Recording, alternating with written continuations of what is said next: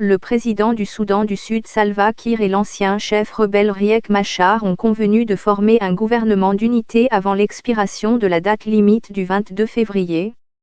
Certaines questions restent en suspens, notamment celles relatives au partage du pouvoir et à l'intégration des combattants. Les deux parties ont accepté de traiter les autres questions ultérieurement. On espère que l'accord mettra fin à la guerre civile dévastatrice qui sévit au Soudan du Sud depuis 6 ans. Ce conflit a tué quelque 400 000 personnes et déplacé environ un tiers des 12 millions d'habitants. Le président Kiir a exprimé son désir de voir la période transitoire de 3 ans aboutir au retour des réfugiés et des déplacés. Le Soudan du Sud est devenu un État indépendant du Soudan en 2011, marquant la fin d'une longue guerre civile.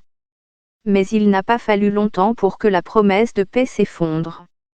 2 ans seulement après l'indépendance, le pays est retombé dans un conflit violent en décembre 2013, après que le président Kiir a limogé Machar, alors vice-président.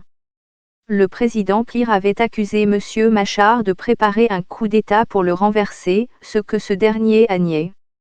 La guerre a des origines politiques et ethniques avec des implications sur les relations de pouvoir. Les Dinka et les Nuer, les deux plus grands groupes ethniques du Sud-Soudan, auxquels appartiennent les deux dirigeants, ont été accusés de s'être pris pour cible pendant la guerre, des atrocités ayant été commises par toutes les parties. Les parties n'avaient pas pu ou voulu s'entendre sur les modalités de formation d'un gouvernement de transition, conformément à l'accord de paix revitalisé de 2018. L'accord devait être finalisé en mai 2019 mais a été reporté à 2 reprises, la dernière échéance étant le 22 février. Malgré la situation, il a été difficile pour les parties de parvenir et de maintenir un accord de paix qui pourrait stabiliser le pays. Les deux principaux dirigeants se méfient l'un de l'autre et il n'y a pas eu de relation de travail cordiale depuis que le président Kiir a limogé M. Machar en 2013. Riek Machar n'est jamais retourné définitivement à Juba, craignant pour sa sécurité depuis qu'il a fui le pays lorsque ses forces étaient engagées dans des affrontements avec les troupes gouvernementales lors de l'effondrement de l'accord de paix de 2016. Le Fonds monétaire international, FMI, classe le pays comme le plus pauvre du monde, en termes de PIB par habitant. Une grande partie du pays ne dispose pas d'infrastructures.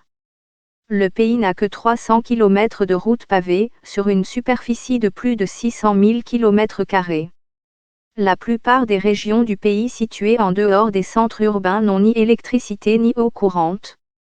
2011 Gaina d'indépendance 2013 Civil War started 4-3 people forced from their home 12 people in the country 82% of people live on less than $1 a day 65% of the population unable to read and write. Le Soudan du Sud a également l'un des taux d'alphabétisation les plus faibles au monde, 34,5%, selon l'UNESCO, 2018.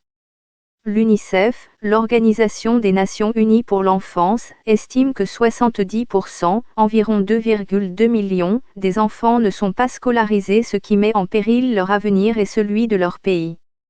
Cela représente l'un des taux les plus élevés d'enfants non scolarisés dans le monde. Au niveau mondial, le Sud-Soudan se classe au 4e rang des indices de développement humain les plus bas, malgré son énorme potentiel en ressources naturelles, telles que les terres agricoles fertiles, l'or, les diamants et le pétrole.